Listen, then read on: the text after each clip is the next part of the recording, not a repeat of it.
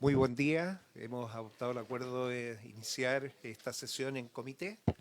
Señor secretario, cuenta, por favor. Gracias, presidente. En cuenta tenemos dos notas. La primera, una urgencia que presentó el Ejecutivo calificada de suma el día 5 de noviembre, el proyecto de ley que modifica diversos cuerpos legales con el objeto de modernizar el sistema de incentivos, extender la carrera a los futuros ingresos a Carabineros de Chile y establecer herramientas de gestión de la planta. Y en segundo lugar, se recibió una solicitud de audiencia del Instituto Libertad y Desarrollo, con el objeto de exponer las observaciones al proyecto de ley que crea el Sistema Nacional de Protección Ciudadana y modifica los cuerpos legales que indica, que es el proyecto que tenemos en tabla el día de hoy, y luego con el presidente y con vuestras señorías ponerse de acuerdo cuándo podría ser la fecha en que se les recibe, si así lo acuerdan. Eso es todo en materia de cuenta, presidente. Muchas gracias, secretario. Entiendo entonces que esta es la única solicitud que ha pedido alguna organización aparte de las que se han invitado. Así es, esta es la única, salvo las que tenemos para esta sesión, ninguna otra. Muchas gracias. ¿Se ofrece la palabra por la cuenta? No viendo palabras. Sí, senadora Sí, Pascual. solo consultar cuándo vamos a, ya que cuando estuvimos en la sesión de la comisión que sesionó en Talca, casi despachamos el proyecto de ley que incluso en la cuenta se entrega la urgencia suma, entonces para poder ver si eso ya estaría, porque habían unas propuestas del Ejecutivo que iba para poder, ¿cómo se dice? Cuando formalizar el patrocinio incluso o la mejora en la redacción, cosa de que podamos también, para cuando ya tengamos quórum, poder tomar el acuerdo de fijar esa sesión también, si les parece. Muy bien, efectivamente vamos a esperar a poder tener quórum para abrir la sesión y poder adoptar los acuerdos. Por lo pronto, continuaremos el estudio del proyecto de ley en primer trámite constitucional que crea el Sistema Nacional de Protección Ciudadana y modifica los cuerpos legales, el boletín número 17.879-25. Invitados a esta sesión del Ministerio de Seguridad Pública, la subsecretaria de Prevención del Delito, señora Carolina Leitao, a la que le damos la bienvenida. Asiste con su jefe de gabinete, el señor Camilo Ballesteros, el jefe de asesores, el señor Sebastián Silva. Sí, lo vamos. La coordinadora legislativa de la División Jurídica Legislativa, señora Carolina Codeseo. Ahí está Carolina, muy bien. Y el jefe de la División de Seguridad Privada, señor José Manuel Ruiz, que se conecta. Del Ministerio de Transporte y Telecomunicaciones, el subsecretario de Telecomunicaciones, señor Claudio Araya, a quien le damos la más cordial bienvenida. El asesor legislativo, señor Sebastián Godoy. Muy bien. De la Comisión Nacional de Seguridad del Tránsito, CONACET, la secretaria ejecutiva, señora Luz Infante. Muy bien. Y el abogado, señor Hernán Rivero. Se les da la más cordial bienvenida. Y se conectan de forma remota de la Asociación Chilena de Municipalidades, el asesor legislativo, señor Sebastián Torrealba. Sebastián, buen día. Y de la Fundación Paz Ciudadana, el director ejecutivo, señor Daniel Johnson. Daniel, ¿cómo está? Buen día. Se ha excusado el presidente de la Asociación Chilena de Municipalidades, señor Gustavo Alessandri. A continuación, entonces, seguiremos el estudio con la exposición, entiendo, del subsecretario de Telecomunicaciones.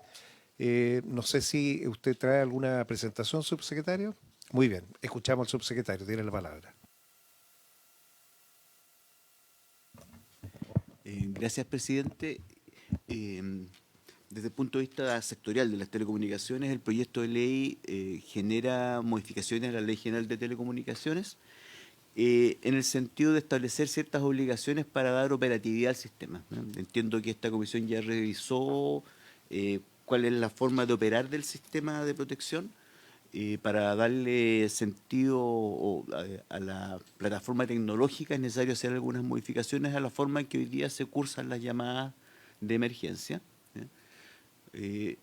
Una de las cuestiones quizás más evidentes es la disponibilidad de un número único para que las personas no tengan que aprenderse según el tipo de emergencia qué numeración utilizar, que es una materia que se puede discutir porque hay tratamientos que son distintos según el tipo de emergencia, pero parece razonable tener una plataforma tecnológica única que permita tratar todas las llamadas y con eso obtener eficiencia, porque eficiencia significa o debería significar ahorro de tiempo, y ahorro de tiempo puede significar salvar vidas, ¿no? ¿Cuáles son los elementos centrales que se modifican en la Ley General de Telecomunicaciones? Primero, es hacer forzosa la geolocalización, ¿ya? Hoy día las llamadas a números de emergencia no tienen la obligación de llevar una coordenada geográfica. La tecnología hoy lo permite, sin embargo hay algunas consideraciones que tener al respecto. En las redes de telefonía móvil, lo que está disponible como coordenada geográfica tiene una precisión menor, producto de que se obtiene a partir de las antenas. Entonces hay una aproximación que puede tener una diferencia de hasta 50 metros, ¿ya? Y esto lo digo porque en paralelo hemos estado conversando con los fabricantes de los sistemas operativos de los smartphones, porque ellos tienen acceso a la coordenada geográfica y si se define un número de emergencia, ellos pueden hacer que esa coordenada geográfica viaje junto con la llamada telefónica, y eso tiene una precisión en torno a entre 1 y 5 metros según la cantidad de satélites que tengan acceso al teléfono, ¿no? Pero esa primera cuestión tiene evidentemente una relevancia vital para el tratamiento de una emergencia, porque lo que nos sucede muchas veces es que se recibe la llamada con la solicitud de auxilio y no se sabe dónde está la emergencia. Por lo tanto, ese creo que es un elemento central. Y lo siguiente tiene que ver con identificar a quién está haciendo la llamada. Y esto se identifica mediante tres valores distintos. Uno de ellos es el número telefónico y aunque parezca de perogrullo, nosotros siempre recibimos las llamadas con un número telefónico, pero hay sistemas que enmascaran el número telefónico. Y esto a raíz de un estudio que estábamos haciendo con Carabineros acerca de las llamadas inoficiosas o llamadas de pitanza, en que aproximadamente el 70-75% de las llamadas totales que se reciben son de esta característica. Y estuvimos mirando y nos encontramos con que habían reenvíos de llamadas, por lo tanto se recibían 1000 llamadas de un mismo número de origen, que en realidad no era el número que había originado la llamada, ¿ya? Se producía un enmascaramiento. Por lo tanto, cuando hablamos de la obligación del número telefónico, esta obligación es sin enmascarar, para saber exactamente cuál es el número de origen. Una segunda cuestión es el identificador del teléfono, que es un número único como la cédula del teléfono, que es el email, ¿ya? Y un tercer elemento es identificación del titular. Este tercer elemento es el que representa un mayor desafío tecnológico y seguramente va a estar dentro de las discusiones posteriores, porque normalmente son mundos disjuntos. O sea, el tratamiento de una llamada telefónica en una red móvil contiene la identificación del teléfono, del email, de la SIM card, no contiene el root del titular. El root del titular está en una base de datos fuera de línea, no está en una base de datos que está en línea. Por lo tanto, esto significa, sin lugar a dudas, algún nivel de desarrollo más o menos sofisticado, porque una base de datos que está pensada para atender solicitudes comerciales, se le está pidiendo que tenga una respuesta en tiempo real, ¿ya? Esto significa una cortapisa. Respecto a la geolocalización, además, se toman en cuenta que se puede llamar desde teléfonos fijos, en cuyo caso la empresa tiene la dirección física de su cliente, por lo tanto puede aportar una coordenada con precisión de dirección de calle, digamos, ¿no? A ese nivel de preciso, por lo tanto es una buena precisión para fines de gestionar una emergencia, ¿ya? Y en el caso de las llamadas de telefonía sobre IP, se presenta la complejidad de que uno se puede autenticar con un teléfono IP en cualquier lugar del planeta. Entonces tiene que haber un mínimo necesario, que es donde se autenticó la última vez, para tener la mejor precisión geográfica posible. Pero ahí vamos a tener siempre una posibilidad de dispersión de información, porque uno puede trabajar a través de una VPN y hacerse pasar que está en un lugar donde no está en realidad, ¿ya? Esa es la que tiene más incertidumbre, pero además es la menos frecuente. O sea, la telefonía IP hoy día tiene, como servicio de telefonía IP con numeración 44, de las que tiene menos incidencia. Esas son las modificaciones centrales. Hay cuestiones que tienen que ver con la plataforma tecnológica que también hay que tener a la vista.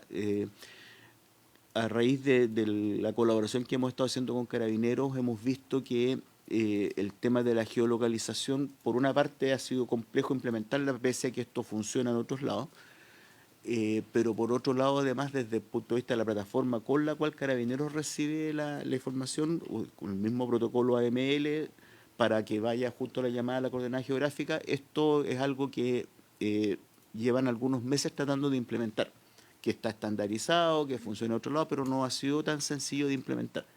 Por lo tanto, hay un desafío ahí, porque además una de las condiciones que parece muy deseable para un sistema de esta naturaleza es que sea multiplataforma, o sea, que cualquier canal de comunicación permita hacer esto. Hay ocasiones en las cuales va a ser más útil, de hecho, una videollamada que una llamada de telefonía, ¿ya? Y todo lo que les he comentado tiene que ver con telefonía móvil, no con servicios de datos, ¿ya? Por lo tanto, también tienen que prepararse las plataformas para recibir este tipo de llamadas, y además debería existir la posibilidad, y así lo dice el proyecto de ley, de que una llamada de emergencia sea una llamada con texto en tiempo real. No un SMS fuera de línea, sino un texto en tiempo real para situaciones de personas que no tengan la posibilidad de hablar, por la razón que sea. Y esto significa que hay que poner en la plataforma tecnológica todas estas condiciones, porque son condiciones que inciden en tiempo de despliegue y en costo. Eso desde el punto de vista sectorial, presidente. Muchas gracias, señor subsecretario. Se ofrece la palabra. ¿Preguntas? Señora Pascual. Sí, gracias. Yo quería preguntarle al subsecretario por su intermedio.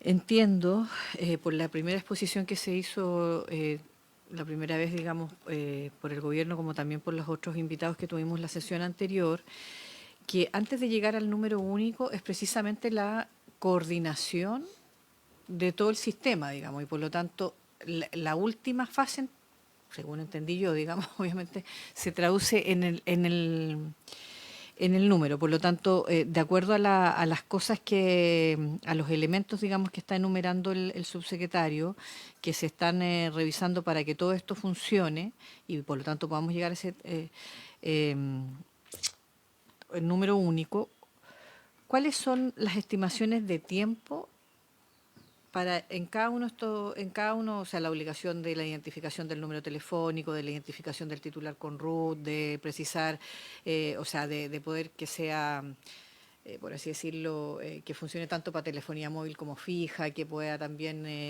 dar cuenta, digamos, de las informaciones, IP, etcétera?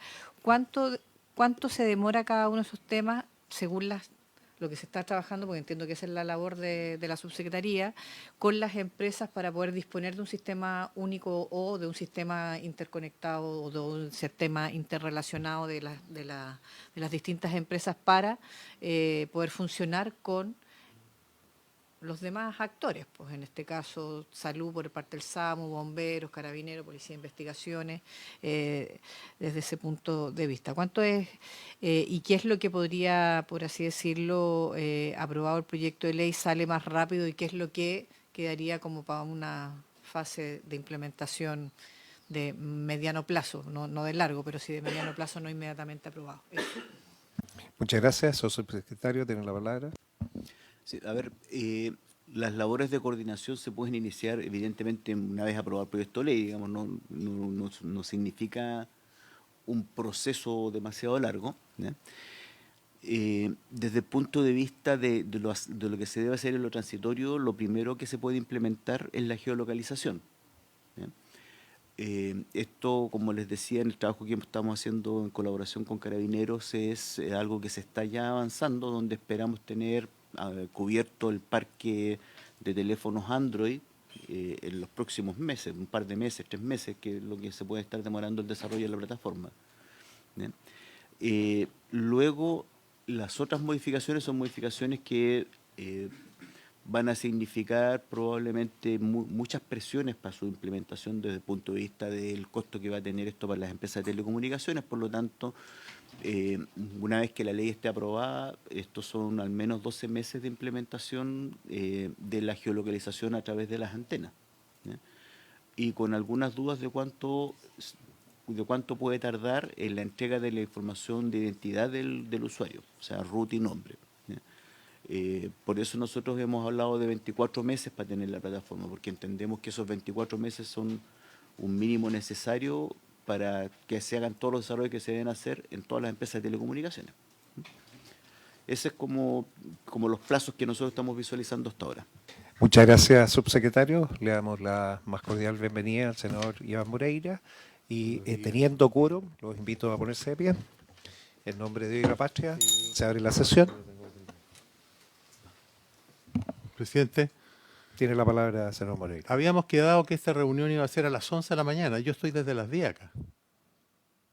Y me llaman a las 10:30 para avisarme que no hay quórum. Que se deben de tomar las prudencias del caso para otra vez. Se llama más temprano. A las 10:20 me avisan de que no hay quórum. Y yo estando en la oficina. Quedamos de acuerdo que esto iba a ser, como siempre se hacen las sesiones, de 11 a 2:30. Y por eso que los otros parlamentarios no están acá. Pero no teníamos idea. En el papel dice otra cosa, pero con todas las cosas que hemos tenido últimamente. Entonces, para otra vez, un poquito más de preocupación en eso. Sobre todo porque hemos visto, han llegado todas estas visitas, entonces quedamos pésimos. Y yo estoy desde las 10 de la mañana aquí antes, un cuarto para las 10, llegué estando en mi oficina. Así que yo le pido a la Secretaría que seamos un poco más cuidadosos con este tipo de cosas y nos coloquemos de acuerdo y se nos avise, oiga, vamos a cambiar el tipo de horario. Pero habíamos quedado de 11 a 2:30 como se hace siempre, excepto que en vez de hacerlo el día martes, fuera el lunes. Eso es. Gracias, senador Moreira. Precisamente en atención a que teníamos ya a los invitados presentes, acordamos comenzar la sesión en formato comité para poder escuchar. Después le dejaremos la palabra al subsecretario, pero por lo pronto informarle a usted que ha iniciado su exposición el subsecretario de Telecomunicaciones. Se ha referido básicamente a lo que respecta a las comunicaciones de una emergencia a través de un celular, para lo cual ha destacado la importancia que se pueda enviar la posición desde donde se está efectuando el llamado a emergencia, y eso es información que se puede obtener en base a las antenas, que es lo que tienen las empresas, o usando el GPS del dispositivo, que también se pueda conectar y transmitir. La senadora Pascual le ha preguntado los tiempos de implementación, ha señalado que para sistemas Android en geolocalización, 3 meses más, pero que una vez que entre la ley en vigencia, para poder adaptar las compañías van a necesitar alrededor de 1 año más. Eso es lo que hemos podido ver hasta el momento y dejarle ahora la palabra al secretario para que pueda explicar cómo se convocó la sesión, para que, si es que tiene algo que aportar al respecto. Sí, señor presidente, es simplemente que a raíz de los cambios que introdujeron los comités para las sesiones de sala, se alteró las sesiones de sala de martes y miércoles, pasaron a ser miércoles, jueves y viernes, razón por la cual hubo que ajustar todas las comisiones, el día, la hora. Esta misma comisión debe terminar a las 11:30 porque inmediatamente continúa la educación. Habitualmente el martes no se produce ese choque, de modo tal que se envió unos 4 o 5 días antes de anticipación a todos los senadores la citación, con día y hora, y se le envió al WhatsApp del grupo de senadores, que todos leyeron, informando y recabando la información. No hay, no, es eso, fueron los mecanismos que tenemos para informar, digamos, pero...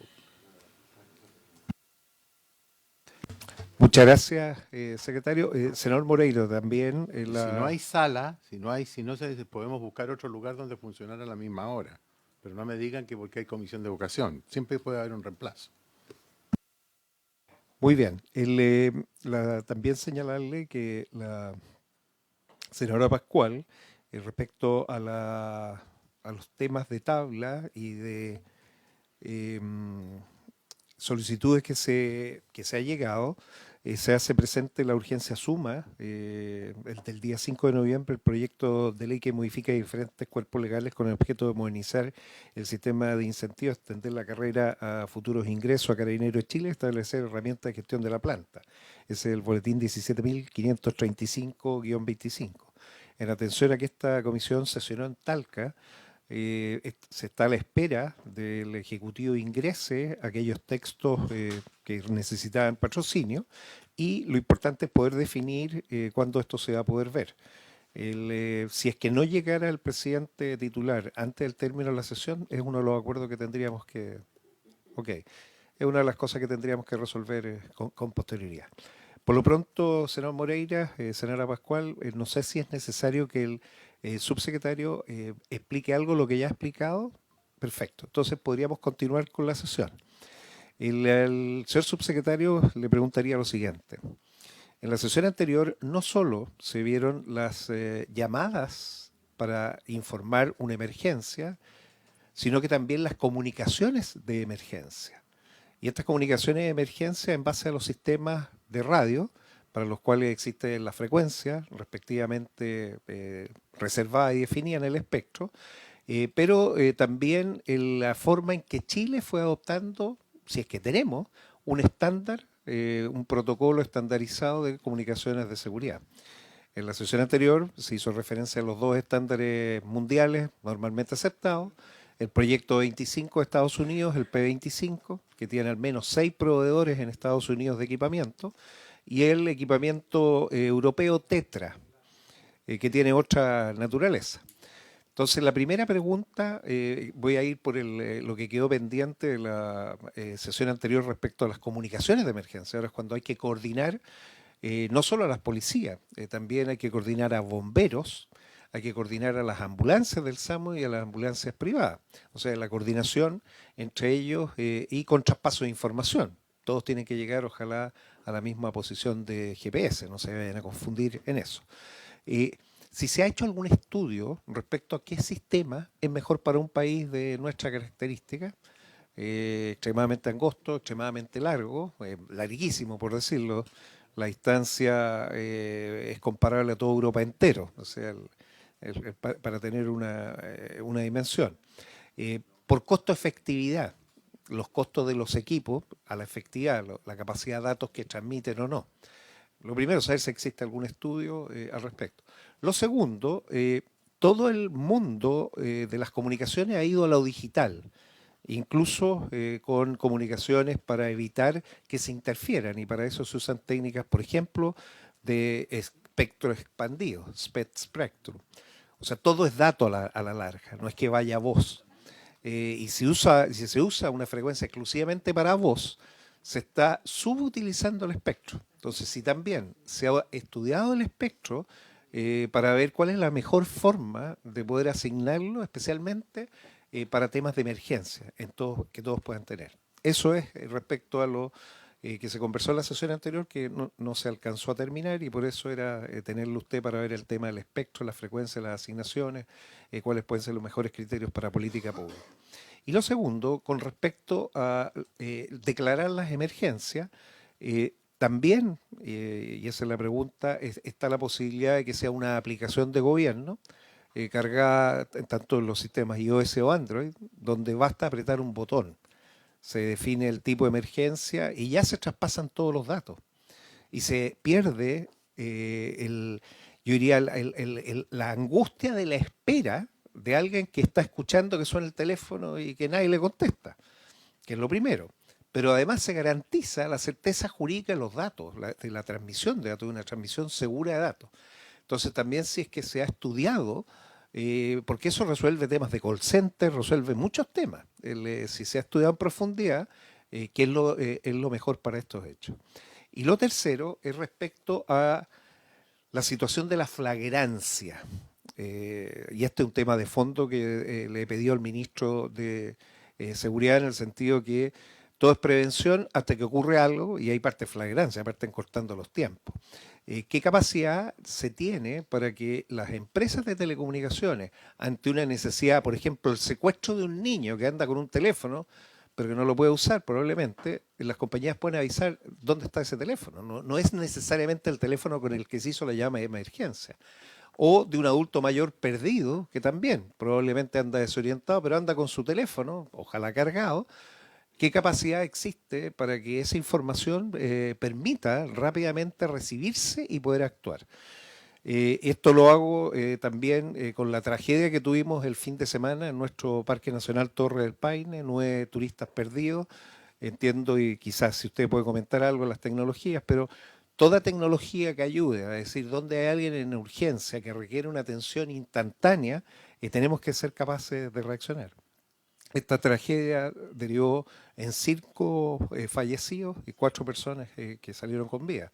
Entonces, el tener capacidad de transmitir, traspasar información de esa necesidad e importancia es muy relevante.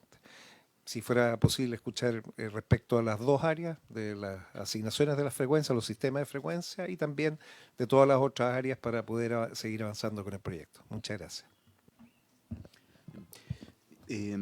Respecto a la primera pregunta sobre las comunicaciones de emergencia, la red de emergencia, efectivamente nosotros hemos estado analizando distintas alternativas. En este momento lo más razonable, más costo efectivo sería un P20, sistema tipo P25.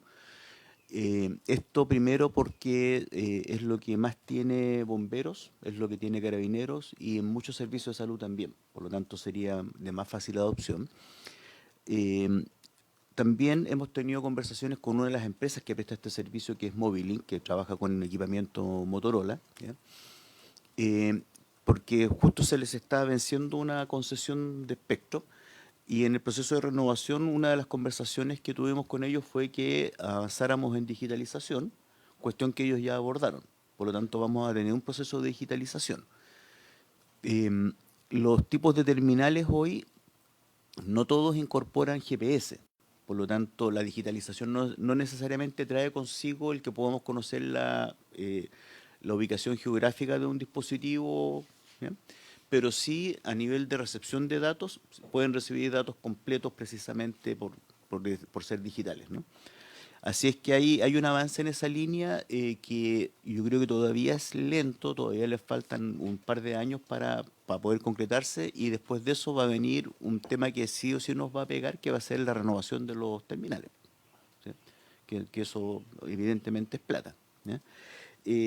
Pero sí lo estamos mirando. Y respecto a las asignaciones de frecuencia, nosotros hemos estado revisando 3 bandas distintas para fines de red de emergencia. Estuvimos mirando con harta atención la parte superior de la banda de televisión digital, digamos, la de los últimos canales, 650 MHz hacia arriba, antes de los 700 que está asignado para servicios móviles, que es una banda que tiene buena propagación y ancho de banda suficiente. En principio nos estaríamos inclinando más por la banda de 900 MHz. ¿Ya? La banda 900 MHz encontramos que hay más disponibilidad de equipamiento y estamos viendo bajo la lógica de implementación de un servicio LTE privado, ¿ya? Que permite comunicaciones 1 a 1, 1 a N con servicios de voz y de datos, ¿ya? Por lo tanto, nos parece que es una buena forma, porque además si vamos a una modalidad de LTE privado, el costo del dispositivo es el de un teléfono.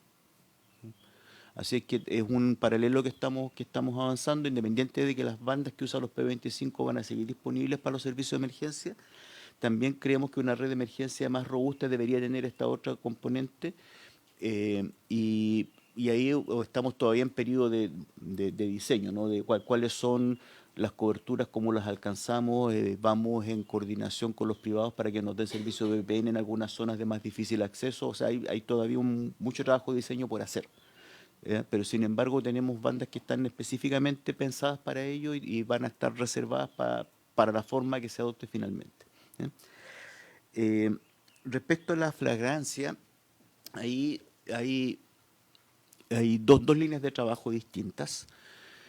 Una de ellas, la que les comentaba antes, con los proveedores de los sistemas operativos de los teléfonos, de modo que cuando desde el teléfono se haga una llamada, efectivamente esté disponible la coordenada geográfica. y la otra es la geolocalización por un teléfono que no está haciendo una llamada, digamos una geolocalización desde la plataforma centralizada. Y ahí hay varios sistemas que se han analizado que permiten hacer esto. Estos sistemas son bastante intrusivos, requieren conectarse directamente a las redes de las empresas de telefonía móvil. Significa tener un amparo legal para hacerlo y significa además tener los debidos resguardos en cuanto a la protección de datos personales, ¿ya? Porque conocer la ubicación geográfica de un número puede significar problemas también, ¿sí? Entonces, es una materia en la cual la tecnología lo permite, el marco regulatorio no es tan claro en permitirlo, y evidentemente este proyecto de ley puede ser un espacio para que eso suceda, ¿eh? Y se requiere también un trabajo de coordinación porque hay que ir a tocar la base de datos de tiempo real de la telco, que es donde se cursan las llamadas para poder tener la coordenada geográfica, y esa coordenada geográfica es la de menor precisión porque es la que otorgan las antenas, no es la del sistema operativo. Perfecto, muchas gracias. Respecto al tema de la aplicación, la aplicación de gobierno, y le agregaría también si otras técnicas de comunicaciones de emergencia emergentes, como por ejemplo LoRaWAN, se pudieron establecer como la red de respaldo de reportes de emergencia, especialmente ante catástrofes, caídas de las torres y otros, si está considerado también para la resiliencia del sistema. Necesitamos un sistema que sea no solo robusto, sino que resiliente. Sí, perdón, presidente, había olvidado el tema de la aplicación. Yo creo que el desarrollo de una aplicación de esta naturaleza es de bajo costo y de alto impacto, por lo tanto tengo una opinión favorable. Sin embargo, y esto porque hemos visto en el tiempo cómo avanza el desarrollo de aplicaciones, el tema es la adopción, la velocidad de adopción por parte de la ciudadanía. O sea, la ciudadanía normalmente, muchas personas tienen un teléfono que se ajusta a sus necesidades y significa acá cargarle otra aplicación con uso de memoria, con uso de plan de datos. Por lo tanto, eh, hay un tema de velocidad de adopción que en el fondo nos obliga a tener en otro camino. O sea, no podemos renunciar al camino clásico, pero un botón de pánico sin duda que es una ayuda. Yo lo vi funcionando en una empresa de Curacaví, nos mostró funcionando una aplicación de esa naturaleza que efectivamente daba cuenta de lo práctico que tiene que hacerse en este caso, porque se elegía, en este caso estaba pensado para un servicio de seguridad municipal, y se apretaba el botón de pánico y viajaba el mensaje con el tipo de pánico, digamos, cuál era la causal y la coordenada geográfica. Por lo tanto, efectivamente da cuenta de ello. Yo creo que sería una muy buena implementación, con la salvedad de que el tiempo de adopción de la ciudadanía probablemente nos juegue un poco en contra, digamos, pero como aplicación yo creo que es una muy buena alternativa. Y respecto a otras técnicas, nosotros hemos estado conversando harto con proveedores satelitales, porque los satélites tienen la gracia de que no les impactan los terremotos ni los maremotos, por lo tanto, en la medida que podamos perfeccionar las comunicaciones directo al dispositivo, efectivamente tenemos más posibilidades para que la ciudadanía pueda responder ante ausencia de redes y para que nuestros servicios de emergencia se puedan coordinar. ¿Qué es lo que perdemos cuando vamos a una solución satelital? Es la georreferencia, ¿ya? Salvo que usemos la georreferencia del teléfono, vale decir que la mensajería que salga de ese teléfono vaya con georreferencia, porque el satélite tiene un haz demasiado grande, por lo tanto ya no es lo mismo que localizarnos con una antena terrestre. Hoy día tenemos ya disponible el acuerdo entre Starlink y Entel. La empresa AST está por lanzar su servicio también, pretende estar ya operativo el segundo semestre de 2026. La empresa Amazon no ha manifestado todavía su intención de ir directo al dispositivo móvil, por lo tanto creo que ahí hay un poco más de desarrollo. Y la empresa OneWeb, porque son las 4 constelaciones más numerosas hoy día, la empresa OneWeb está en desarrollo de esta solución. Entonces vamos a tener por de pronto 2 empresas que tienen la posibilidad de conectar dispositivos directamente a satélite, y eso nos abre un espacio para que las coordinaciones de los equipos en terreno tengan cobertura al 100% del territorio, independientemente de lo que hagamos con las redes terrestres, independientemente que se nos corte la luz, independientemente que se caigan las antenas. Entonces, creo que desde el punto de vista de conceptualizar cómo atender la emergencia, esto es una alternativa que nos cayó del cielo, y que al final resuelve muchos de los problemas que nos encontramos en la práctica cuando estamos gestionando una emergencia. Perfecto, muchas gracias. Senador Moreira tiene la palabra. No me quiero apartar el tema, pero no quiero que se me olvide. nosotros aquí en la Comisión de Seguridad hemos estado aprobando una serie de leyes que yo las considero importantísimas. El día de mañana ya vamos a votar en la sala en general y en particular el proyecto de seguridad municipal. Y yo estaba viendo aquí el informe financiero de este proyecto. Y primero nos hablan que el primer año sería 500 millones, aprox, 2 millones, 2.600 millones, 2.400 millones, el máximo el cuarto año. ¿Ustedes creen que con eso, primero el tema de la seguridad, yo no sé cómo se va a financiar? Porque de verdad los fondos que se asignan no son lo suficiente para lo que se espera del... Ahora, si se espera esto a largo plazo, el tema de seguridad, bueno, yo creo que es un tema ahora. Entonces, con respecto a esto, que el cuarto año serán 2.000, ¿ustedes creen que con esto vamos a poder financiar esto? Yo no sé quién me pueda contestar eso, porque veo que los números a mí no me cuadran. Por lo poco. Porque un sistema de esta naturaleza, en un país donde se hace muy necesario tener una coordinación al respecto, lo que se está generando como presupuesto es muy menor. Entonces a mí lo que me preocupa es que aprobemos estas leyes y después no hay plata para financiarlas. Y sobre todo que estamos en la famosa etapa donde la palabra que más se usa en presupuesto aquí es recorte, para esto y para los próximos gobiernos. Entonces a mí me gustaría ver cuál es la opinión de ustedes con respecto a esto, al presupuesto, ¿cómo lo ven ustedes? Antes que conteste, la señora Pascual va a intervenir. Gracias, presidente. Perdón. Muchas gracias. Quiero agregar una pregunta a propósito de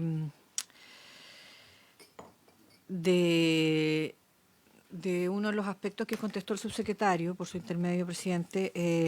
El tema...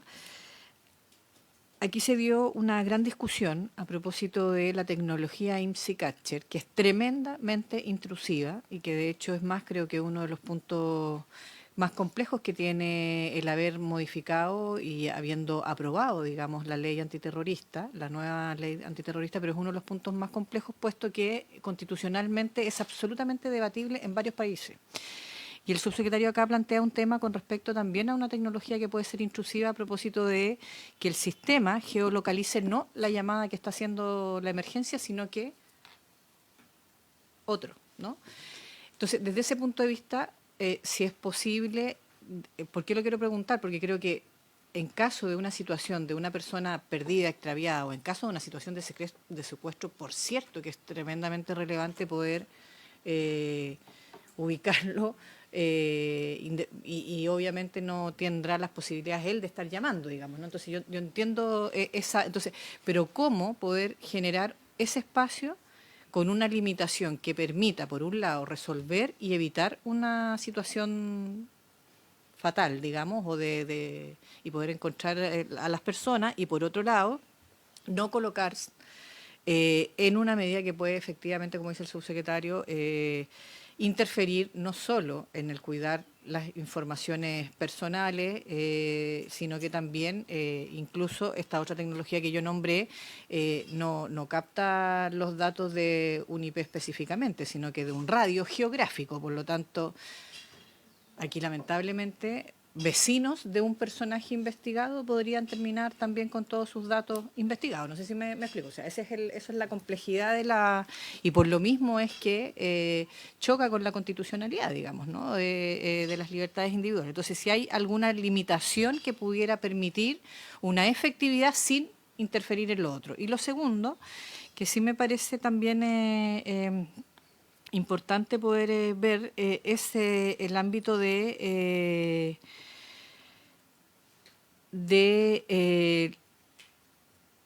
que hubiera, aquí tenemos todo el sistema, y esto es lamentablemente, todo el sistema en base a una colaboración obligada y forzosa con los privados, puesto que no hay nada que pueda cubrirse desde la estatal. Entonces, si es que, ¿qué opinión hay de una situación? Porque se discutió acá hace un tiempo atrás a propósito de tener también una habilitación solo en caso de situaciones muy importantes, a propósito de las empresas, de que por extrema necesidad se pudiera habilitar ese permiso y que fuera, por así decirlo, el Estado está requiriendo una situación, entonces que pudiera, y las respuestas de las empresas fuera en tiempo real y no que se demoraran, como nos vinieron a decir acá, que 3 días, 4 días, una semana, etcétera, etcétera. No sé si no soy muy técnica para hacer la pregunta, pero esos son las dos temáticas que me interesan. El Ejecutivo tiene la palabra. Subsecretaria. Sí, ante la preocupación y por su intermedio, presidente, senador, efectivamente la mirada del proyecto y respecto de la cual obviamente el Ejecutivo cuando desarrolla la propuesta tiene que ser en relación a los presupuestos existentes y a las cosas y esto obviamente se habla y se trabaja con Hacienda. Nosotros lo que hicimos en esta oportunidad al presentar el proyecto fue visibilizar aquellos costos respecto de cómo está planteado el proyecto. El proyecto originalmente tenía otras características y lo que hizo fue, en el fondo, concentrar los recursos que habían para poder desarrollar esto en términos de concentrarlos en aquellas cosas que son las más importantes, la plataforma tecnológica, aquello de la conformación de los comités regionales, etcétera. O sea, finalmente hay otras cosas que se postergaron o de alguna manera se dejaron de proponer para potenciar, digamos, el proyecto y los recursos existentes en aquellas cosas y en los desarrollos que sí o sí son indispensables para el desarrollo del proyecto. Entonces, nosotros creemos que, claro, siempre va a haber que estar revisando esto, obviamente un informe financiero que se hace en un año y que después, obviamente, el proyecto de ley se puede aprobar en otro, etcétera, va a tener que seguir revisándose, digamos, en la medida de lo que venga.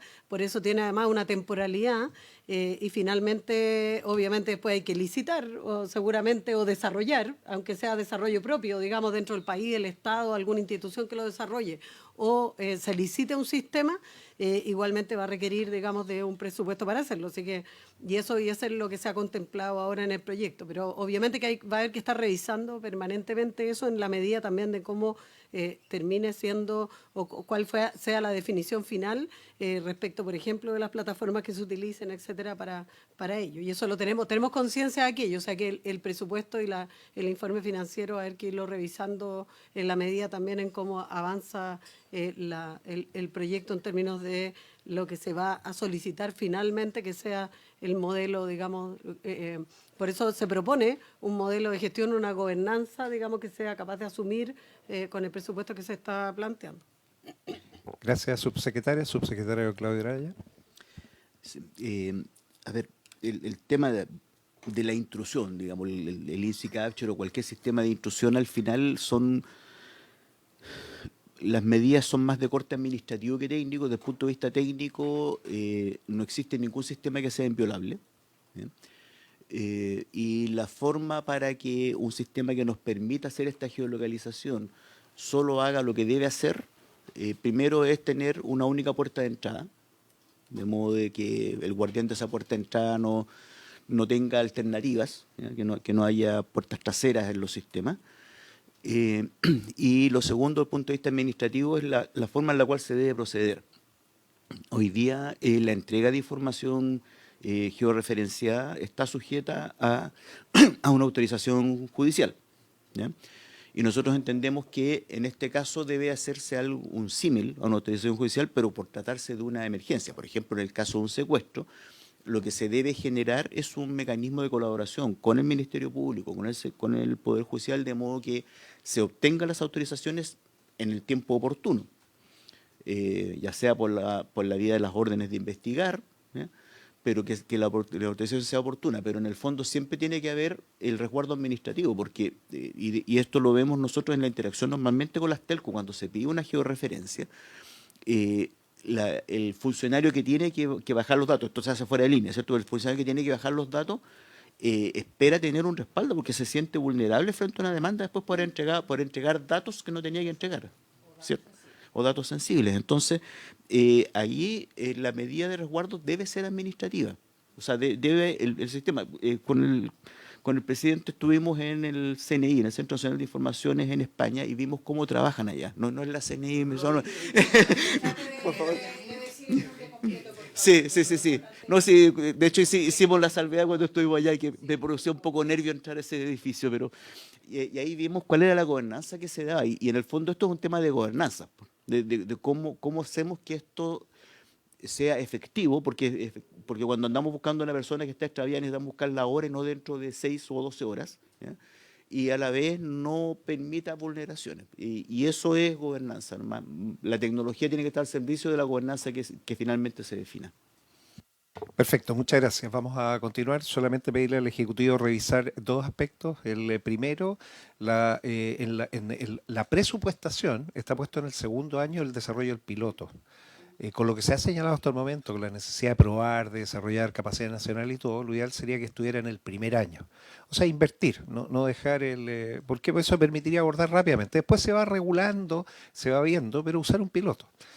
Lo segundo es la Subsecretaría de Telecomunicaciones puede oficializar que el P25 va a ser el estándar, porque pareciera todo el mundo cuestiona, bueno, ¿y qué usamos? No, si ya se instaló, tomar la resolución. La Contralora General de la República yo creo que va a quedar más tranquila cuando sepa que hay un acto administrativo que dice que finalmente eso es lo que va a ocurrir. Y así poder avanzar. Ha aparecido la necesidad entonces de coordinarnos muy bien, especialmente en flagrancia. Yo le voy a pedir al ministro de Seguridad Pública que él tome ese tema, porque este es un tema de coordinación con el Ministerio Público, para ver de qué forma, cómo la tecnología, qué es lo que puede actuar. Pero tenemos que pasar de esa parte de prevención a la parte ya persecución con todas las coordinaciones y los tiempos. Se agradece a ambos subsecretarios. Senadora Pascual tiene la palabra. Sí, no, yo solo un tema con respecto al tema del financiamiento, que claro, yo creo que es bastante razonable, por cierto, poder partir y hacer los pilotos lo antes posible, etcétera, etcétera, pero yo de verdad pido como un poco de coherencia, porque no se puede pedir recorte en el presupuesto 2026 y al mismo tiempo pedir que se adelante el piloto para el 2026 si esto quedara aprobado. Entonces, yo solo para decirlo nomás, que me parece que tenemos que o tomamos un acuerdo aquí de que nos endeudamos un poquito más y suplementamos el presupuesto de la nación o estamos fritos. No veo por dónde si no. Muy bien, continuamos con la exposición de la Comisión Nacional de Seguridad del Tránsito, CONACET. La secretaria ejecutiva, señora Luz Infante, tiene la palabra. Antes que parte, senador Moreira. Una cosa breve nomás. No, preguntar a la subsecretaría. Más recursos para que no nos engañemos no van a haber. Es cosa de ver cómo se ha despachado el presupuesto este año. Pregunta, nosotros, y esto también va para el secretario, ¿podríamos nosotros postergar esto a través de una indicación cuando se vea? En vez del 2026, que sea el 2027, lo que tú dijiste. No, porque depende de cuando tú apruebes todo, porque esto es el primer trámite. Por tanto, te falta Ya, o sea, ya, en 2026 no va a estar. Ya, listo. Sí, tienes razón. Yo formulé mal la pregunta. Muy bien, le damos la palabra entonces a la señora Luz Infante. Muchas gracias, presidente. Por su intermedio también saludar a todos los presentes en esta sesión. Bueno, yo soy la secretaria ejecutiva de la Comisión Nacional de Seguridad de Tránsito y estamos acá precisamente por esta coordinación entre las instituciones. La seguridad vial es algo que tiene mucha relación con la seguridad pública y por lo tanto también estamos súper agradecidos que nos hayan invitado a opinar con respecto a este proyecto. Para comenzar, quería comentarles que nosotros somos una comisión asesora del presidente de la República con respecto a los temas de seguridad vial para reducir los siniestros de tránsito. Nosotros hablamos de siniestros, no de accidentes, porque hay una causalidad, hay una toma de decisiones detrás de las personas que están detrás del volante o actuando como usuarios de las vías que lamentablemente tienen consecuencias fatales o graves. Y la comisión es una comisión interministerial que está conformada por 11 ministerios y Carabineros de Chile para hacer recomendaciones y reducir las muertes en el tránsito. Nosotros estamos conformados como esta comisión asesora, tiene un comité de ministros que entrega los lineamientos a la Secretaría Ejecutiva de la CONACET, que es a nivel nacional, que además da sus bajadas en el Comité Técnico Interministerial y también en las regiones a través de las secretarías regionales ministeriales de cada uno de los ministerios.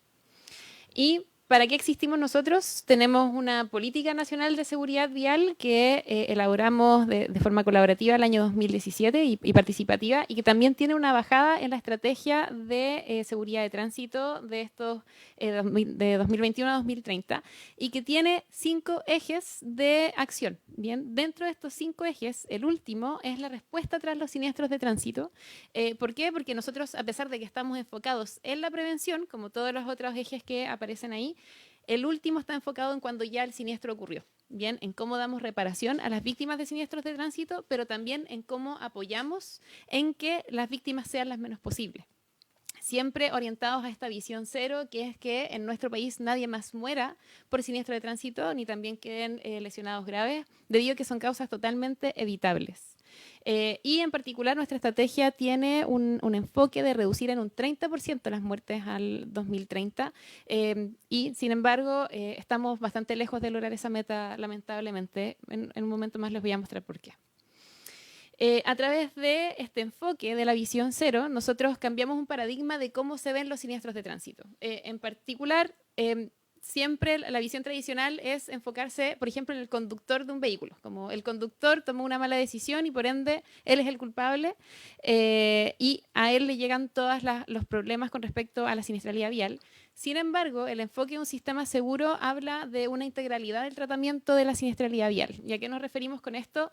Es a que cada persona o cada institución que tiene que ver con el tránsito tiene responsabilidad con respecto a las muertes y a las lesiones graves que ocurren. Y esta responsabilidad, ¿en qué se traduce? En la gobernanza con respecto a seguridad vial, en el diseño de las vías, en los estándares de los vehículos y también, por supuesto, en la coordinación de las instituciones para salvar vidas. ¿Y por qué estamos tan centrados en esto? Porque tenemos que asumir de que, como todos somos personas, el error es inherente al ser humano. Por ende, todos podemos cometer errores. Sin embargo, además, nuestro cuerpo no tiene la tolerancia para sufrir los impactos de un siniestro vial. La energía es tan grande que nuestro cuerpo no puede tolerarlo y, por supuesto, lamentablemente, eso desencadena en muertes y lesiones graves. Y dado eso, necesitamos respaldar y fortalecer a todas las instituciones, y no solamente a las instituciones, sino que a todas las personas para que nos sintamos responsables de evitar las muertes. ¿Y por qué estamos tan interesados en eso? Es porque, en especial, estos son datos de Carabineros de Chile, ellos nos facilitan, son parte de la comisión y nos facilitan esta información. El año pasado murieron 1.439 personas por siniestro de tránsito en nuestro país, hasta las 48 horas después de ocurrido el siniestro. Bien, hay personas que siguen muriendo después, hay personas que mueren hasta los 30 días, hay personas que mueren después de un año, pero hasta 48 horas, 1.439 personas, lo cual es una cantidad altísima. Y lamentablemente esta cantidad altísima es la más baja que hemos tenido en los últimos 30 años. Por lo tanto, todas las acciones que nosotros podamos ejecutar para reducir esta lamentable cantidad y para también reducir el dolor a las familias, a los seres queridos y también los costos que tiene para el Estado, nos interesa muchísimo también reflejar lo que ocurre ahora para poder desencadenar acciones. A pesar de que fue la cantidad más baja de personas fallecidas en los últimos 30 años a nivel nacional, el comportamiento a nivel regional no es el mismo, no es homogéneo. Como podemos ver, en algunas regiones hubo una disminución importante, sin embargo, en otras regiones hubo un alza importante.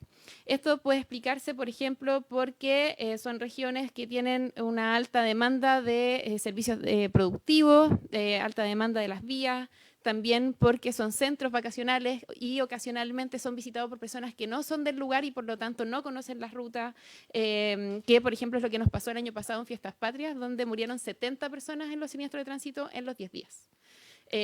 Mucho más que los homicidios que hubo en esa misma época.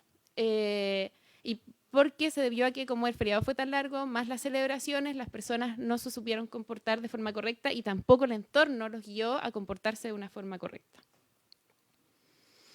En esta gráfica también quería mostrarles cómo ha sido la evolución de la siniestralidad vial en nuestro país desde el nacimiento de la CONACET. Nosotros nacimos el año 93, donde vemos de que el número absoluto de personas fallecidas es la línea roja y la línea azul es la tasa de muertes por cada 10.000 vehículos. Bien, como vemos, la línea azul ha tenido un descenso. bien, que tiene que ver con las medidas que nosotros hemos implementado con respecto a la seguridad vial, que han surgido desde todas las instituciones relacionadas, la sociedad civil, y además porque también hemos tenido un crecimiento del parque vehicular importante. 6 veces ha sido el crecimiento del parque vehicular desde el año 93 hasta la fecha. Sin embargo, siempre en nuestro país mueren entre 1.400 personas y 1.800 personas a 48 horas después del siniestro de tránsito. Todos los años mueren 1.800 personas en promedio y, por ejemplo, esto es a 48 horas. Si nosotros lo extendiéramos por una estimación, porque no podemos tener ese dato certero, a 30 días podríamos decir que en Chile mueren todos los años 2.000 personas por siniestro de tránsito, lo cual es un promedio de entre 4 a 5 personas diarias. Por ejemplo, ese promedio lamentablemente muchas veces se ve superado. El día sábado recién pasado, donde no hubo ninguna celebración, donde era el día previo a elecciones, murieron 13 personas por siniestro de tránsito. ¿Y cuáles son los tipos de usuarios más afectados? Quienes van dentro de un automóvil, quienes son peatones y, por supuesto, si agrupamos a los usuarios vulnerables, ellos son los más afectados porque son las personas que no tienen una protección si es que sufren un impacto. Por otro lado, otra cosa particular que ocurre acá, vemos que las personas que van dentro de camiones representan el 6% de los fallecidos, pero si buscamos con respecto a la cantidad de personas fallecidas donde hubo un camión involucrado, se transforma entre el 20 al 25%. Es decir, el impacto que tienen este tipo de vehículos es bastante amplio. ¿Y cuáles son las principales causas? Las principales están relacionadas con los conductores de vehículos motorizados, en particular las imprudencias, que están muy relacionadas con las distracciones al volante, es decir, con el uso del celular. Y también la velocidad imprudente. Siempre que haya un exceso de velocidad, estamos más en riesgo de morir en un siniestro de tránsito porque más energía se genera en el siniestro. Y, por ejemplo, durante el último fin de semana largo, del 31 de octubre, 1 de noviembre, murieron 29 personas en siniestro de tránsito, en una cantidad de siniestros que fue la más baja histórica durante ese feriado. Los feriados anteriores habían tenido más de 1.000 siniestros, con menos personas fallecidas, pero en esta oportunidad, este año, hubo 500 siniestros con más personas fallecidas. Es decir, acá vemos que la velocidad está teniendo una irrupción importante. Y otra cosa relevante más es de que, lamentablemente, los siniestros con muerte se dan más en las zonas rurales. Bien, se dan en un 70%, entre un 60 y un 70% en las zonas rurales y el resto en las zonas urbanas. Precisamente en estas zonas rurales es donde es más necesario tener una coordinación aún de los servicios de emergencia debido a la dificultad de poder acceder a esos lugares. Y por lo tanto, debido a lo que nosotros realizamos y en particular a lo que nos mandata también la estrategia de seguridad de tránsito, es a establecer un protocolo de coordinación de primera respuesta con respecto a los servicios de emergencia. Bien, y fue así que desde el año 2020 en particular ya empezamos con un trabajo coordinado entre ambulancias, carabineros y también bomberos, en conjunto también con los ministerios asociados, para poder actualizar un documento de coordinación que estas instituciones ya contaban, que es el manual ABC. Este manual ABC, en las actualizaciones que nosotros estamos realizando, queremos que esta coordinación sea eficiente, entregue seguridad y también sea eficaz. ¿Y de qué manera? En particular, el manual que está vigente hoy en día, el antiguo ABC, no tiene los roles demarcados de forma tan clara. No existen etapas de respuesta definidas exactamente. Solo algunos roles están más detallados, pero no es tan claro para poder ejecutarlo. Al final de cuentas, las instituciones tenían dudas de cómo era el orden finalmente. Y lo que estamos haciendo con esta nueva coordinación en la que están participando todas estas instituciones, como mencioné, es establecer los roles, definir con claridad cómo van a actuar y también cuál es el sistema de comando de incidentes que se va a utilizar, que fue facilitado también por Bomberos de Chile. Y a través de este sistema de comando de incidentes, que es el particular que estamos trabajando, se estandarizan los métodos de acción, hay un mando unificado, están identificados cuáles son los recursos, dónde están las instalaciones, porque es muy relevante tener mapeado dónde está cada una de estas instituciones para poder colaborar en la siniestralidad vial al momento del rescate. ¿Y por qué es tan importante el rescate? Para finalizar, a través de esta respuesta eficaz vemos este aporte al sistema seguro en el que todo el sistema de tránsito y relacionado con el tránsito está consciente de que es necesario salvar vidas, es de que los porcentajes de aumento de la supervivencia o de reducción de supervivencia son claves en cuánto tiempo se demoran en llegar a estas instituciones. Mientras más rápido lleguen, más posibilidades de supervivencia existen. Si mientras más se demoran, por ejemplo, si se demoran 10 minutos de retraso, por cada 10 minutos de retraso en llegar, se reduce entre un 5 y un 10% las posibilidades de sobrevivir. Lo cual, por ejemplo, en notas de prensa se ha podido ver también en algunos casos que eso es así. Personas que quedan, por ejemplo, cuando el conductor se da a la fuga y quedan las personas lamentablemente con lesiones graves, muchas veces terminan muriendo porque no fueron atendidas en el tiempo inmediato. Por lo tanto, para nosotros es clave el poder tener este desempeño, esta coordinación a través de esta nueva ley. Nosotros vemos posible que esto tenga mucho más fuerza y también considerando no solamente el dolor de las 2.000 personas que mueren, de las familias, de las personas que mueren cada año en Chile, sino que también porque esto genera un costo importante para el Estado de Chile en esta misma coordinación y otros costos también que son dejados, por ejemplo, por las pérdidas productivas que generan los siniestros de tránsito. En promedio es un 2,05% del PIB. Por lo tanto, necesitamos también este enfoque y este aporte a la seguridad vial. Muchas gracias. Muchas gracias, señora Luz Infante, secretaria ejecutiva de la Comisión Nacional de Seguridad del Tránsito. Se ofrece la palabra a la senadora y senador. Más que nada los comentarios que ha hecho, que son importantes, lo que a mí me llama la atención es la cantidad de personas muertas antes de las 48 horas. Que eso ha ido subiendo ostensiblemente por su intermedio presidente. Y eso... ¿Qué se ha hecho? Yo sé que se han hecho muchas cosas. ¿Qué no se ha hecho para tratar de prevenir esto? Y si estos casos, ¿en qué porcentaje son por imprudencia, por decirlo así, del conductor y por manejo en estado de ebriedad? Sí. Por su intermedio, presidente, ahí sí puedo responder.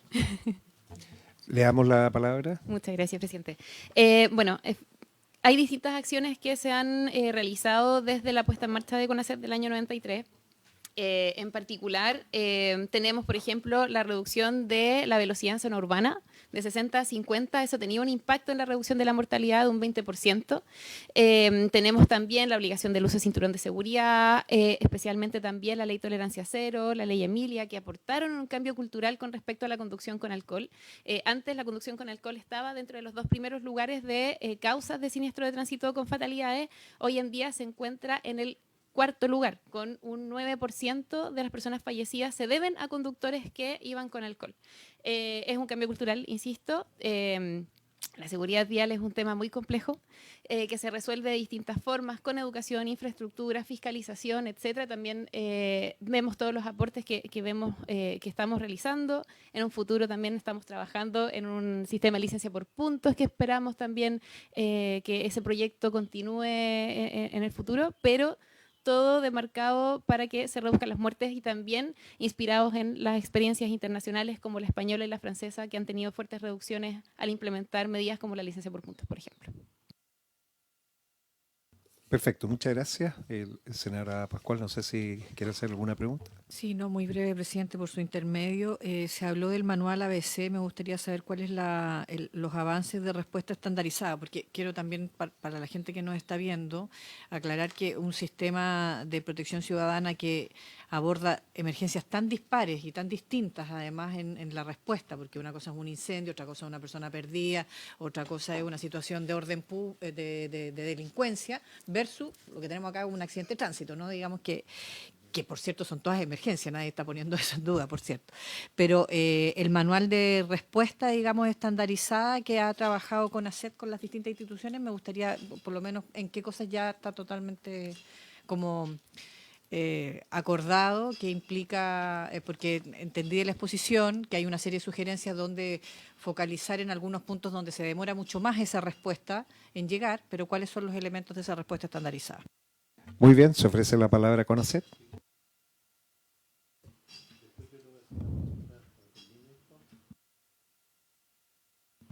Muchas gracias, presidente, por su intermedio. Entonces, especialmente esta coordinación, este trabajo, demarcó el trabajar con el sistema de comando de incidentes, que es un sistema estadounidense que Bomberos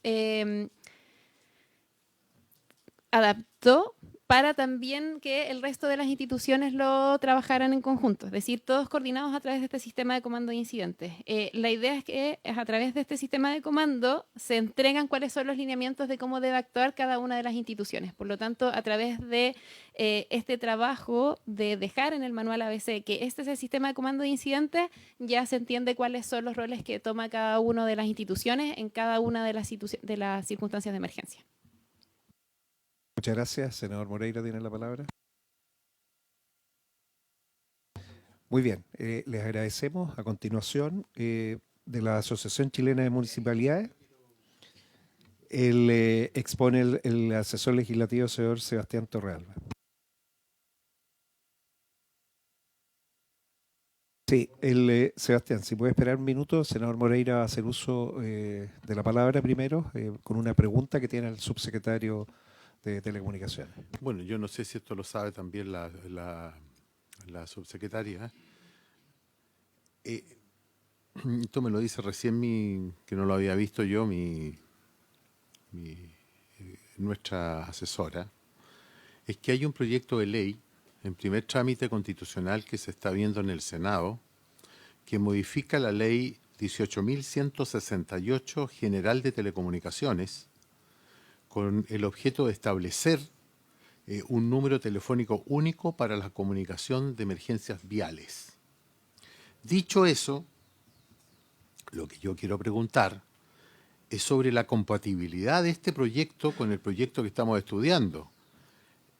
Y aquí yo enfoco la pregunta en que se está creando un nuevo número centralizado de emergencia y por otro lado se crea un número único sobre emergencias viales. Entonces, ¿qué compatibilidad para que no terminemos enredando todo esto que estamos haciendo ahora con un proyecto de esa naturaleza que estaría en transporte? Esa era la pregunta que yo quería hacerle al subsecretario. Muy bien, gracias, senador Moreira. Subsecretario, tiene la palabra. Sí, nuestra opinión ahí es que se debería fusionar porque este proyecto obviamente tiene un alcance mayor y debería absorber el otro. Eso puede ser de parte de usted. Muy bien. Muchas gracias. Senador Moreira, ¿algo más? No. Seguimos entonces. Se le otorga la palabra a la Asociación Chilena de Municipalidades, al asesor legislativo Sebastián Torrealba, haciendo presente que está pedida la sala para la Comisión de Educación después. Entonces, si necesita más tiempo, podemos después programar la próxima sesión con una solicitud que tenemos además del Instituto de Libertad y Desarrollo, que también quiere exponer sus observaciones. Sí, podemos prorrogar 10 minutos si les parece. Senadora Pascual, 10 minutos. Muy bien. Adelante, de la Asociación Chilena de Municipalidades, señor Sebastián Torrealba. Muchas gracias, presidente. Voy a tratar de ser muy escueto, entendiendo que el tiempo es poco. Primero, creemos como Asociación Chilena de Municipalidades, presidente, de que este es un proyecto absolutamente necesario, que viene además con la obligación de crearse o de presentarse, dado la creación del Ministerio de Seguridad Pública. Y hoy día nosotros tenemos evidentemente un diagnóstico que coincide con muchas cosas de lo que dice el Ministerio. Hay una fragmentación institucional con respecto a temas de emergencia, hay una falta de interoperabilidad y desigualdad territorial, y además de una ausencia de gobernanza común. Y eso creo que coincidimos todos los que estamos en estos temas. Y por lo tanto, los fundamentos del proyecto que busca el SINAPROC, que es básicamente unificar la gestión de las alertas ciudadanas, aumentar la eficacia operativa y descentralizar la implementación regional, creo que están en línea con el diagnóstico que se hace hoy día con respecto a cómo se administran las emergencias en nuestro país. Y con respecto y creemos que es muy importante dentro de este proyecto establecer muy claramente una estructura y gobernanza de estos procesos, una gobernanza político-estratégica, digamos, en donde el ministerio evidentemente es quien lleva la batuta en este tipo de procesos. También un nivel de coordinación importante y también un nivel más operativo. En esta estructura, nuestro pensamiento como Asociación Chilena de Municipalidades, creemos que los municipios somos clave en este proceso. Y somos clave porque en la gran mayoría de las emergencias que hoy día pasan en las ciudades, en las comunas, en los territorios, somos los municipios los primeros en llegar a esas emergencias, somos los primeros que apretamos el botón de la emergencia y por lo tanto creemos que los municipios tienen un rol relevante dentro de este proceso y que nos gustaría de que estuviéramos en el tope de la pirámide de estos procesos, dado que somos los primeros en llegar casi siempre. Con respecto al sistema de operación o a los componentes tecnológicos de este proyecto, se crean algunas herramientas de Información Nacional de Protección Ciudadana, los centros operativos de protección ciudadana, sistemas integrados de televigilancia y registros nacionales, y que eso probablemente va a generar una complejidad de puesta en marcha de este proyecto, dado no solamente la brecha digital que tiene el Estado en sí mismo y el gobierno y los ministerios en sí mismos, sino que también la brecha que reconocemos tenemos los municipios. Y aquí poner un ejemplo, lo que ha pasado, por ejemplo, con las licencias digitales, en donde ha habido problemas de operación, es básicamente porque existe una brecha digital entre todos los actores relevantes dentro de ese proceso, y me imagino que dentro del proyecto de ley está establecida una gradualidad para ir operando este proyecto de buena forma.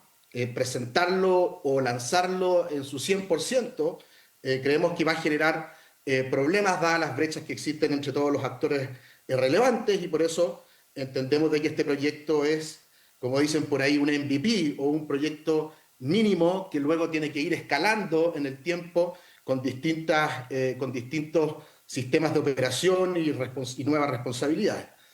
Este proyecto que además, como decía el subsecretario por su intermedio, presidente, de Telecomunicaciones, modifica la ley de telecomunicaciones y por lo tanto establece nuevas formas de operación para generar prevención, coordinación, eficiencia y otros objetivos.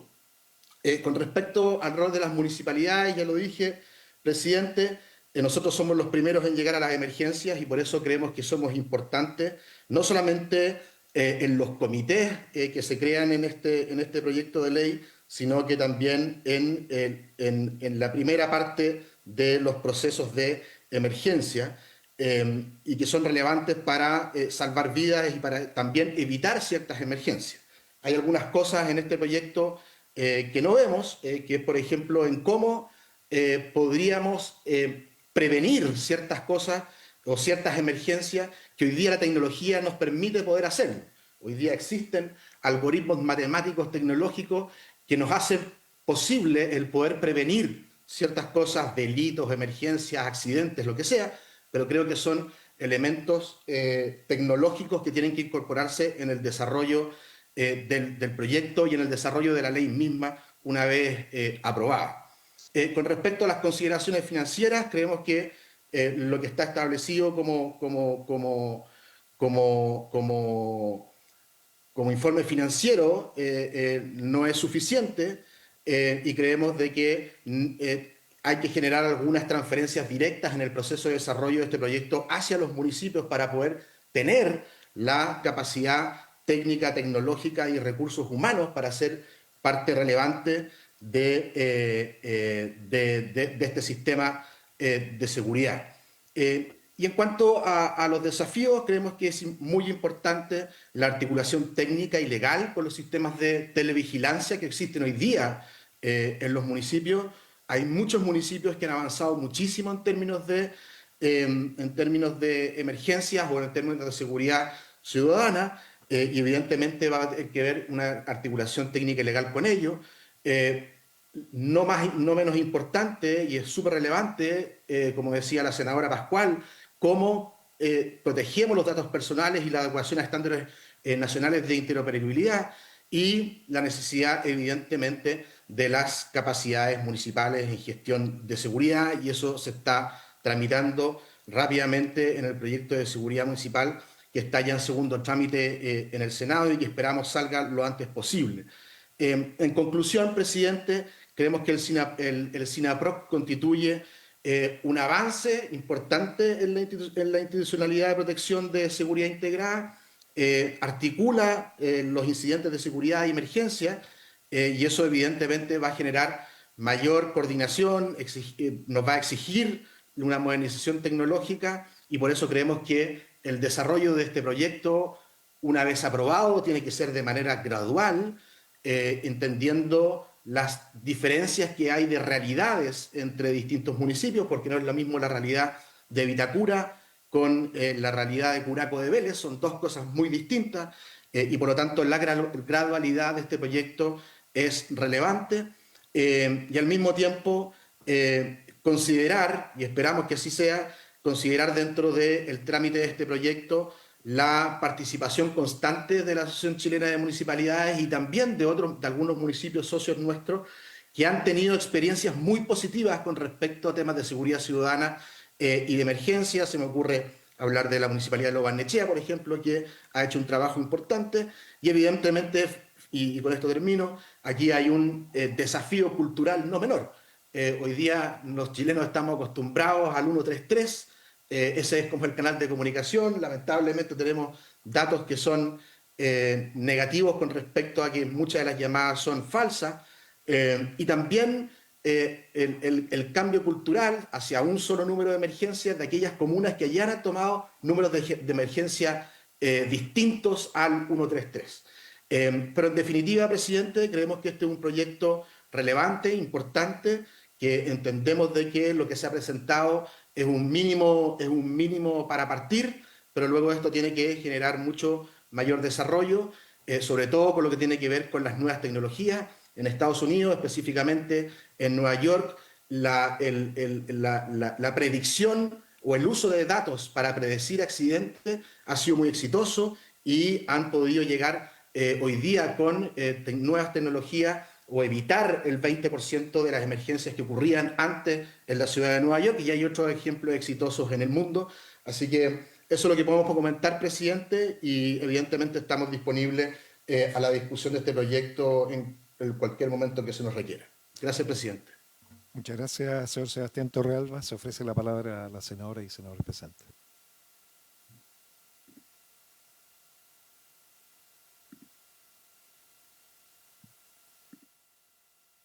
Perfecto. El beneficio del tiempo, a continuación, el señor Daniel Johnson, él tendrá el tiempo necesario para escuchar la opinión de la Fundación Paz Ciudadana.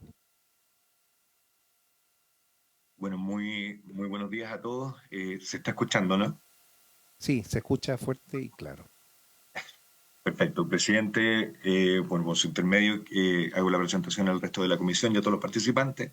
Quiero agradecer la invitación a participar. Para nosotros como Fundación es un proyecto fundamental. Creemos que es un pilar que puede establecer una nueva forma de administrar información para la gestión del sistema de seguridad en Chile.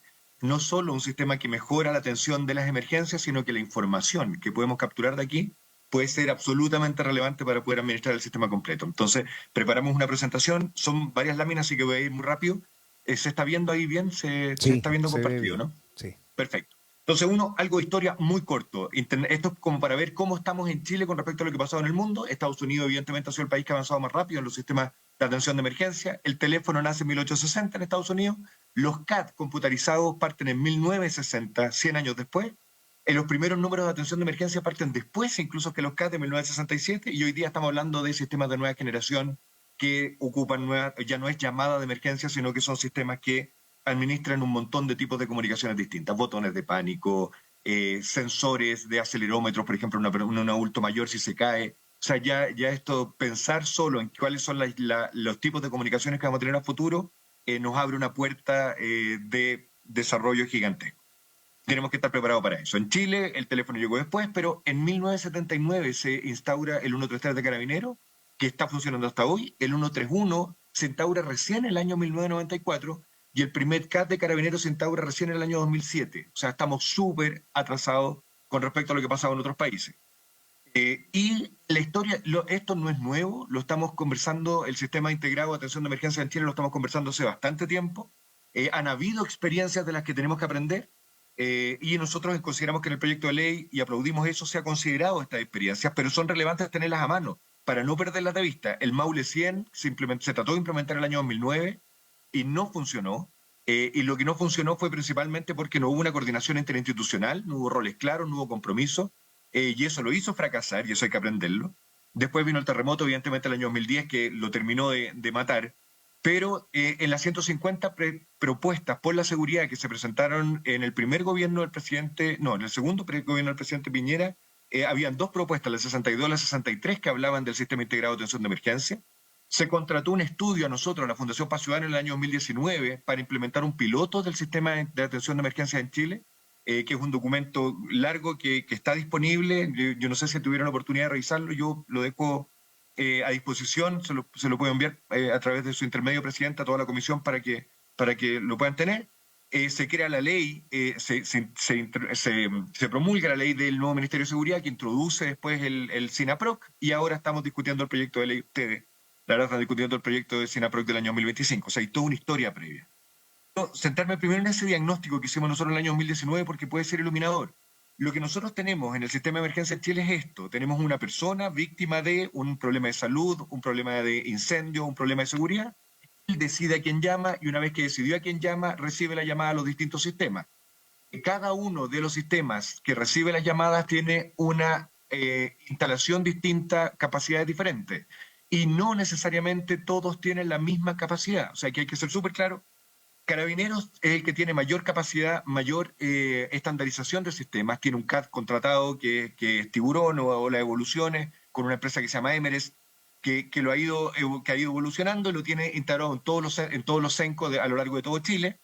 Pero Bomberos, si bien tiene un sistema súper sofisticado en el Cuerpo de Bomberos Santiago, que es un CAD que desarrolló la Universidad de Chile, si uno va a Melipilla no tienen nada y en otras comunas no tienen nada. O sea, no es estándar lo que tiene una misma institución a lo largo de Chile. Son radicalmente distintos. Y el SAMU también, y el SAMU tiene una mayor complejidad, que la dependencia de los SAMUs a nivel regional no es estándar. Los SAMUs dependen a veces de la dirección regional, otros dependen de distintos servicios de un hospital. Entonces tampoco hay una estandarización ni de sistemas ni de capacidades de atención. Entonces hay que mirarlo porque esto debería propender a una estandarización para poder definir lo que el proyecto propone, que son estándares de atención de la emergencia después. Datos estadísticos que tenemos a la mano. Se habla de que hay problemas en la efectividad del actual sistema de atención de emergencia. Hay insuficiente atención de las llamadas de emergencia. En el año 2013 se hizo un estudio, es antiguo ya, pero es lo que tenemos más vigente, es el problema de no tener acceso a información, que solo se atiende el 48,5% de las llamadas en días hábiles y el 32,4% de las llamadas en los fines de semana. Todas las otras llamadas no se atienden porque ringuea el teléfono, pero no tienen capacidad de atenderlo y por lo tanto se pierden. Se habla de que hay un gran número de llamadas inoficiosas. En esta misma reunión se ha escuchado 72% de llamadas inoficiosas, pero vamos a ver qué es eso, porque la verdad es que hay que hacer un zoom ahí porque no son todas lo mismo. Hay un alto desconocimiento ciudadano sobre los números de emergencia. Nosotros preguntamos el año 2019 en la encuesta del Paz Ciudadana cuántas personas conocían el ABC, 131, 132 y 133, y solo el 15,5% de la ciudadanía los conoce. El 133 lo conoce mucho más, cerca del 80%, pero los tres los reconoce muy poca parte de la población.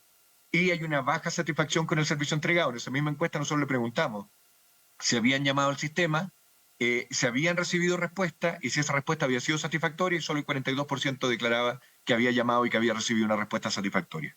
Un número para tener en la retina: en todos los países del mundo que tienen sistemas CAD, sistemas de atención de emergencia, en el ABC se recibe una llamada por habitante año, y eso es muy útil para dimensionarlo. Entonces, la estimación del año 2019 eran 22 llamadas, coincide muy bien en la cantidad de habitantes que tenemos en Chile, una llamada por habitante año es más o menos el estándar.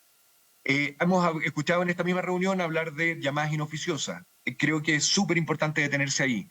En las inoficiosas tenemos, a ver, es cierto que hay un 72% que son inoficiosas. Carabineros no dice que las llamadas inoficiosas sean llamadas indeseadas, sino que dice que no generaron procedimiento.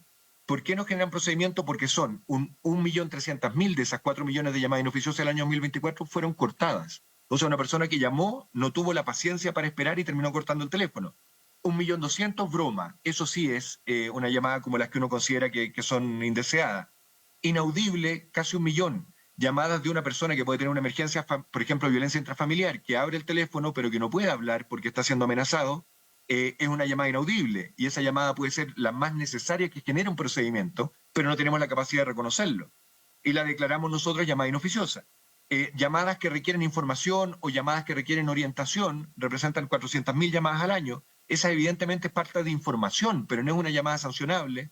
Y los insultos, que son muy pocos, 21.000 llamadas solamente, evidentemente son llamadas indeseadas. Si vemos en números grandes, entonces 71% inoficiosa, pero sancionables solo las bromas y los insultos, que representan el 30% de las inoficiosas y el 21,5% del total de llamadas. O sea, esto voy dirigiéndome a que pensar en que vamos a solucionar el problema de las llamadas inoficiosas solo con aumentar sanciones no es suficiente, vamos a tener que hacerlo a través de capacitación, que es lo que va a solucionar todas las otras, todo el otro 70% de llamadas inoficiosas.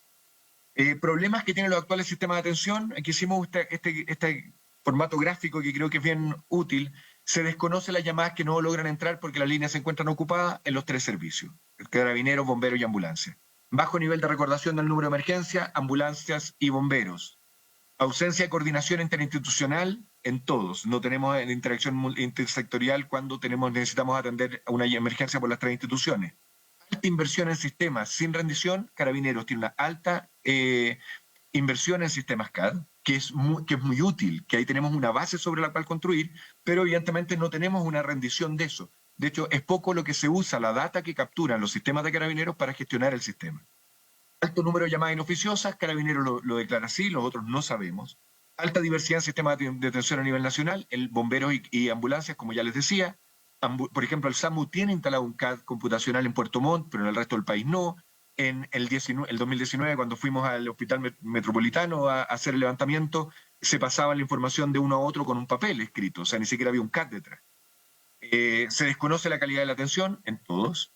Y eso es tiempo de emergencia, pero también aquí hay que pensar en ciclo completo. No es solo el tiempo que me demoré en atender, sino es si es que después lo llevé, por ejemplo, a un hospital que tenía la capacidad de hacer el escáner que esa persona necesitaba, o lo llevé a un hospital que no me servía porque no tenía el médico disponible para hacer el escáner o cosas como esas. O sea, hay que pensar en el ciclo completo para poder verificar si atendimos bien. No basta si es que respondimos la llamada en un tiempo corto. Y por eso es tan importante usar información para la gestión del sistema. Y eso no se hace en ninguno. No tenemos una normativa actual que regule los roles y responsabilidades del Estado en la materia de atención de emergencia. No tenemos sistemas estandarizados de respuesta que aseguren la calidad de la atención. No tenemos uso de tecnologías que permitan georreferenciar las llamadas automáticamente. Hemos hablado de esto. Nos falta una dimensión, sí que eché de menos en el comentario. El AML o el ELS, que son los sistemas... El ELS, el de Android, AML es como la terminología general, pero que la usan los teléfonos iPhone. No solo se conecta al satélite para georreferenciar, que eso es cierto que en 2 dimensiones me afina a 1 o 5 metros. El problema es que hay muchas llamadas que son de edificio. Y cómo ustedes mismos, si tuvieran una emergencia y llamaran desde ahí, ¿cómo sabría? Le daría la georreferenciación del Parlamento, pero ¿podrían llegar a la oficina donde están ustedes? ¿A la sala de comisiones número 8? No. En cambio, entonces el AML lo que permite es conectarse a la red que están conectados sus teléfonos, al router que está conectado y por lo tanto sabe incluso en la oficina o el piso en que están conectados. O sea, no es 2 dimensiones, 3 dimensiones. Y por eso es que es tan importante, porque hoy día, con la densidad de las grandes ciudades, necesitamos tener esa información. Agencias que están instaladas, esto lo paso muy rápido, pero esto fue el levantamiento con encuestas que hicimos a las 3 instituciones. Muchos declaraban que el nivel de atención de emergencia actualmente que tiene las plataformas no es un problema, que se atiende bien, eso es falso, no conocemos cuál es el nivel actual de atención. Que la atención se va a hacer más lenta si se administra con un call taker centralizado, mentira, se va a establecer en menor tiempo quién y dónde, esto está muy desarrollado ya en otros países. Es necesario tener un profesional, esto es de salud, dicen que tiene que haber un profesional de la salud atendiendo la emergencia, y la verdad es que eso no es así porque está resuelto con protocolos de despacho. Instalar un sistema integrado extremadamente costoso, la verdad es que ya tenemos una gran parte de la inversión hecha, principalmente en los CAD de Carabineros. que las llamadas inoficiosas concentran gran parte del trabajo de los servicios, y eso ya lo conversamos, no es así. Hay una calificación de llamadas inoficiosas que hace recomendable información y no castigo, y tenemos que ver ahí qué hacer. Un sistema que administra en foco restringir el despacho ahorra recursos, sí, pero puede generar otros costos en atenciones que son más complejas, porque no tenemos una atención oportuna. Y para conocer la ubicación de llamadas, ya lo dijimos, es necesario la georreferenciación de antenas celulares. Bueno, esto era en el año 2019. Hoy día ya hemos avanzado en esta discusión y ya sabemos que es AML y todo el potencial que esto tiene. Nosotros, ¿qué propusimos ese año? Nosotros proponíamos, y esto es un concepto que creemos que es fundamental, no es un número único de atención de emergencia. No podemos perder el conocimiento que hay del 133 particularmente, pero también del 131, 132, el 134, bueno, ustedes los conocen todos. Si viene un extranjero a Chile, tiene que poder marcar el 911 y el 112 y también poder llamar y entrar. Entonces, lo que pensamos es un sistema que reciba las llamadas de cualquier canal. Se puede integrar un número para que haya una mayor recordación, como un esfuerzo comunicacional, pero el objetivo no es llegar a tener un número único. Si hay una llamada que entre por el 133 en 20 años más, esa llamada tiene que ser atendida. Entonces, ¿para qué vamos a matar el 133? Entonces, tiene que seguir funcionando hasta que no haya ninguna llamada en los otros números y seguir capacitando en un número principal. Pero no pensamos en que sea un número único el problema. Es un sistema de atención integrado. Un call taker centralizado, pensamos que tiene que haber una persona que reciba todas las llamadas y que esa persona defina cuál es la necesidad y despache a través de un sistema computarizado a bomberos, a carabineros y al SAM. A esto le llamábamos punto de respuesta de seguridad pública, y era poner en un mismo recinto a el que recibe la llamada y a los que despachan los recursos, porque creemos que hoy día lo que está funcionando en el mundo son centros de un nivel, le llaman, que despachan y que recibe la llamada y despachan la misma persona. En Chile eso es muy complejo, porque que una persona, que si es civil sobre todo, administra los recursos de carabineros es muy difícil. O lo mismo que un carabinero, si fuera carabinero despacha bomberos o al SAMU, sería muy complejo. Pero pensamos que un civil muy bien formado, con sistemas computacionales suficientemente robustos, puede traspasar la información a las otras instituciones para que ellas sean las que despachen. Y esto es lo que está recogido también en el proyecto de ley que está tramitándose hoy día. Así que nos parece bien. Daniel, si me permite un minuto, estamos próximos a completar los 10 minutos de extensión que solicitamos y tenemos acuerdos. Posteriormente viene la sesión de otra comisión. Dado que necesitamos tener a la vista no solo esta exposición, sería ideal la pudieran mandar, sino que también el informe que se ha citado. Yo creo que sería muy bueno programar el continuar la exposición y las preguntas, que yo creo que van a ser muy interesantes en la próxima sesión. Si le parece, lo que podríamos acordar ahora, solicitarle que nos envíe esta exposición junto con el informe y programaríamos para que ustedes expongan, sean los primeros en exponer la próxima sesión, junto con el día 2 de diciembre. Ese sería el día en que estaríamos previstos. Va a depender de lo que nos autoricen los diferentes comités. No sé si los senadores quieren hacer alguna intervención hasta el momento. ¿Se ofrece la palabra? Sí, no, yo solo, presidente, poder reiterar la solicitud de la presentación de Paz Ciudadana y si pudiera... o sea, no tenemos tiempo para la respuesta, pero me parece muy importante que el asesor legislativo de la Asociación Chilena de Municipalidades pudiera enviarnos, o para la próxima sesión, tener la respuesta de... Yo entiendo, y lo voy a ligar con lo último que decía Daniel Johnson, de Paz Ciudadana, de la convivencia en los distintos números, pero eso se hace aún más complejo, y por eso mi pregunta es de la Asociación Chilena de Municipalidades, con los distintos números de emergencia municipal. O sea, solo revisando 5 o 6 municipios tenemos el 1406 en Santiago, el 1416 en La Florida, el 1408 en Zapallar, el 1452 en Talca. O sea, esas plataformas del 14 algo dispersan aún más. Entonces, ¿cómo la Asociación Chilena de Municipalidades, que yo entiendo a bien, digamos, la solicitud de integrarse al sistema de gestión de la emergencia, pero cómo convive con este número también, ¿no? Eso es un poco, si nos pudieran preparar para la próxima sesión, por favor, presidente. Muchas gracias, senadora Pascual. Agradecer entonces al director ejecutivo de la Fundación Paz Ciudadana, Daniel Johnson, solicitarle, nos puede hacer llegar esta presentación que está muy interesante y también el informe. Yo creo que hay varios elementos que se han discutido en profundidad y van a poder complementar el proyecto que se está trabajando. También lo que se ha solicitado a la Asociación Chilena de Municipalidades a través del asesor legislativo, señor Sebastián Torrealba, de los números únicos que tiene cada municipio, o sea, de qué forma vamos a poder ir resolviendo complejidad que se fue generando en el tiempo al no tener un sistema integrado como es el que se está proponiendo ahora. Senadora Pascual. Que solo puse de ejemplo los números cortitos, porque hay otros municipios que tienen unos 800 y que tienen incluso unos números fijos, pero más largo aún. Bueno, es tema para discusión y debate. Agradecer a todos quienes asistieron de CONACET, la secretaria ejecutiva, señora Luis Infante, y a y el subsecretario. Muchas gracias. Habiéndose cumplido la tabla del día de hoy, se levanta la sesión.